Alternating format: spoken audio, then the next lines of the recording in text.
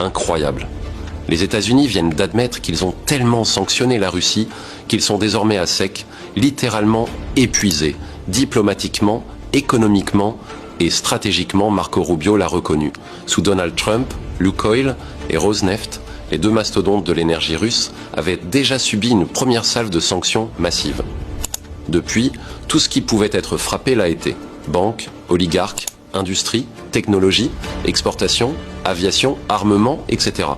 Washington a vidé tout son arsenal économique, persuadé de pouvoir mettre Moscou à genoux. Mais voici la vérité brutale. La Russie n'a pas plié.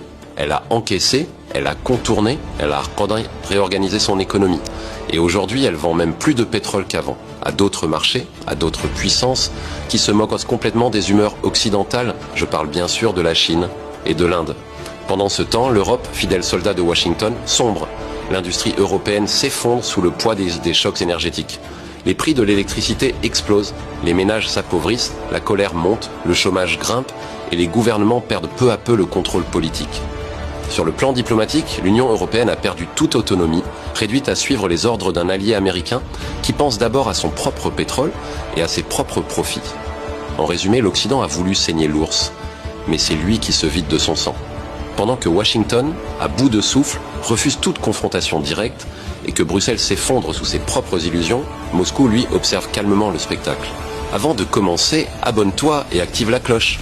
Tu ne veux vraiment pas manquer les prochaines analyses, surtout avec tout ce qui est en train de se passer dans le monde. Ce qui se joue aujourd'hui entre la Russie, les États-Unis et l'Europe dépasse largement la question des sanctions économiques.